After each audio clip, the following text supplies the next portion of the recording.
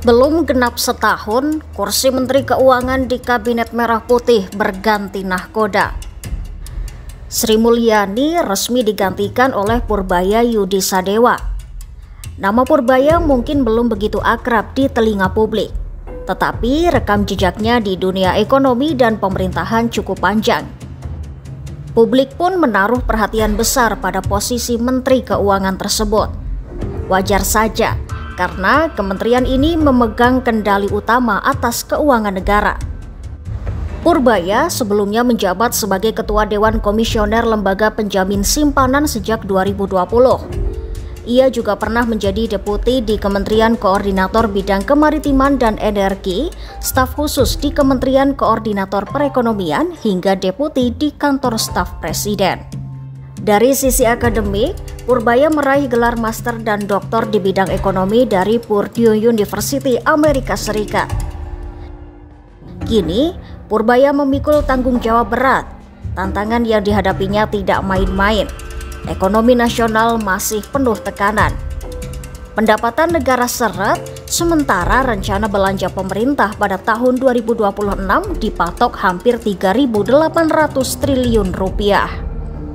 Defisit anggaran pun diperkirakan mendekati batas maksimal 3%. Beban semakin berat ketika publik menyerukan aksi stop bayar pajak sebagai bentuk kekecewaan pada pemerintah. Jika benar terjadi, negara akan makin sulit menghimpun pendapatan, padahal ada program-program prioritas yang membutuhkan biaya ribuan triliun rupiah. Di saat bersamaan, ekonomi Indonesia masih rapuh. Hilirisasi belum optimal, industri manufaktur diguncang gejolak global hingga gelombang PHK massal yang melemahkan daya beli rumah tangga. Belum lagi resiko dari konflik perdagangan internasional, perubahan iklim, dan sentimen pasar yang mudah terombang-ambing. Pasar sendiri langsung merespon negatif reshuffle kabinet. Pada hari pengumuman reshuffle, indeks harga saham gabungan atau IHSG anjlok lebih dari 1%.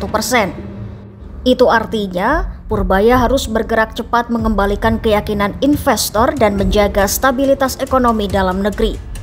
Meski begitu, Purbaya tetap optimis.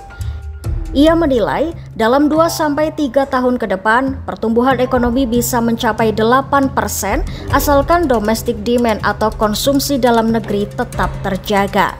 Namun, kunci keberhasilan bukan hanya soal angka. Publik juga menanti kepekaan seorang Menteri Keuangan terhadap kondisi masyarakat. Sebab dalam pernyataan awalnya, Purbaya sempat melontarkan komentar yang dinilai kurang empatik soal tuntutan 17+8 dari masyarakat. Kini, semua mata tertuju pada Purbaya. Apakah pengalaman panjangnya mampu menjadi modal untuk menahkodai keuangan negara di tengah badai? Yang jelas, Purbaya tidak sekadar mengatur arus keluar masuk uang negara, tetapi juga memastikan kebijakan fiskal mampu melindungi rakyat, memberi kepastian bagi pasar, serta menjaga kepercayaan publik. Ya, tantangan berat itu kini sudah menanti.